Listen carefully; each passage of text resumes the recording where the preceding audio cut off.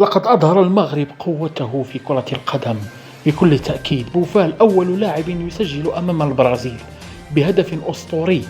المنتخب المغربي قوي جدا ولا يسمح للبرازيل بالتقدم وحتى بامتلاك الكرة.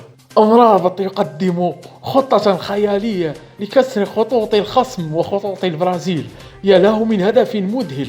بلال أخنوس اللاعب المذهل الذي برهن على أنه كفء وأكبر موهبة في المغرب.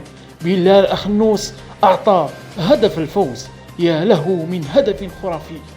بوفال يطير في السماء ويقصف البرازيل ويقوم برقصة هو ونايف أكرد ولا أروع، تبرهن على أن المغرب وصل إلى درجة كبرى في كرة القدم العالمية. يا إلهي يا عظيم الشأن. شكرا لكم وضعوا لايكا الآن، والفوز للمغرب.